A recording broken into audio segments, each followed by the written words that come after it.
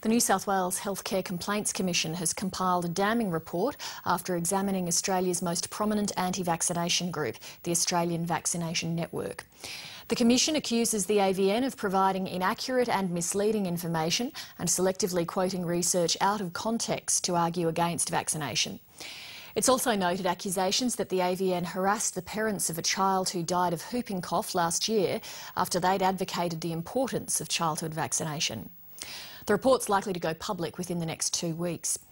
For its part, the AVN maintains it's not an anti-vaccination network, merely wanting parents to make informed choices. Steve Kinane reports. Meryl Dorey runs the Australian Vaccination Network from a home office on the north coast of New South Wales.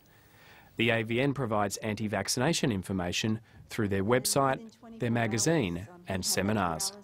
But an investigation into the AVN by the Healthcare Complaints Commission has found that the information they provide to parents is inaccurate and misleading. This was not an independent investigation.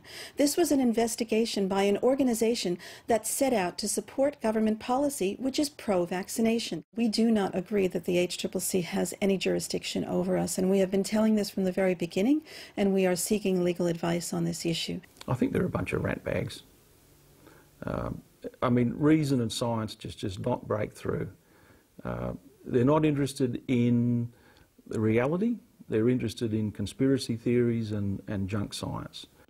Ken McLeod is the man who took the initial complaint against the AVN to the Healthcare Complaints Commission. I remember as a 6-year-old seeing the look of horror on my father's face as the doctor told him that my sister had polio, and my mother being just so shattered. And I remember going to the hospital ward in Townsville to visit my sister, and it was an entire ward full of dozens of kids, little babies with polio. And it was awful, absolutely awful. And then only a year or so later, the polio vaccine came and this just disappeared. It was like magic. And it was just wonderful. And then all these years later, you now find people who are trying to set the clock back 50 years.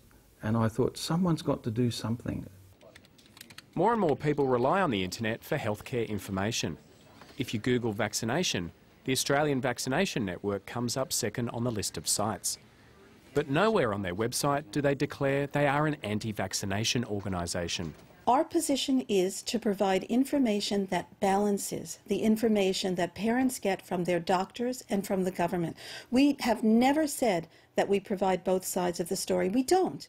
Nobel Prize-winning immunologist Professor Peter Doherty says denying children vaccines is a crime against humanity. The reason it is a crime against humanity is it's really a crime against children. And children are vulnerable, we're responsible for them, and basically anything that will adversely affect children strikes at us as a society. Dana McCaffrey died of whooping cough in March last year. She was just 32 days old, too young to be vaccinated against the disease also known as pertussis. This is Dana. Dana who? Dana Elizabeth McCaffrey. What her parents didn't realise was that they lived in an area with one of the lowest rates of childhood vaccination in the nation and one of the highest rates of whooping cough. The McCaffreys live just a few kilometres from the headquarters of the Australian Vaccination Network. They say they've been harassed by the AVN since their daughter died, and that the AVN has made repeated claims that Dana didn't die of pertussis. Our daughter wasn't even buried, and it began the day before her funeral. It began with phone calls to the health department to get her medical records, contending she didn't die of pertussis. This email from Paul Corbin, the Director of Public Health at the North Coast Area Health Service, backs up Tony McCaffrey's claims. Ms Dorey called me on 12 March seeking details of your daughter's illness and death.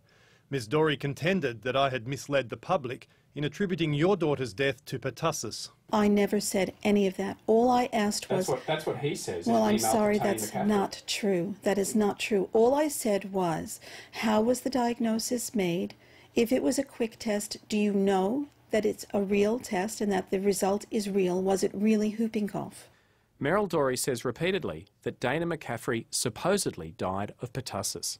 It's the most offensive statement, because I watched over 5 days my beautiful daughter suffer the most agonising death. She was just this innocent little girl who, it was cruel. But then to be put in a position where I have to prove that she died of pertussis, that's even crueler. And she's diminishing the fact that pertussis does and can kill. And it's going to lead someone to make a decision about vaccination that could put their baby or their family at risk, and that's not right. Okay, there is a post that you made in reference to the Skeptics which said, "Isn't it incredible how they have made Dana into a martyr because she supposedly died from whooping cough?" Now, could you... Did I say that? Yeah. I don't believe I did. Okay. Let me see.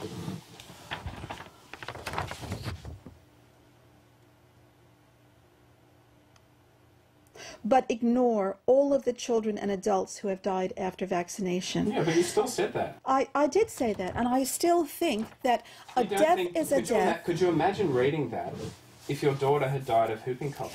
How would that make you feel? Can you imagine reading the Stop the AVN site or the Dana site? I'm asking you about comments you've made. I'm not asking you about comments that's fine. they've made. That's fine. Can you imagine reading those comments? I can imagine, and it would probably be hurtful, and I would be sorry if she felt hurt from what I had said.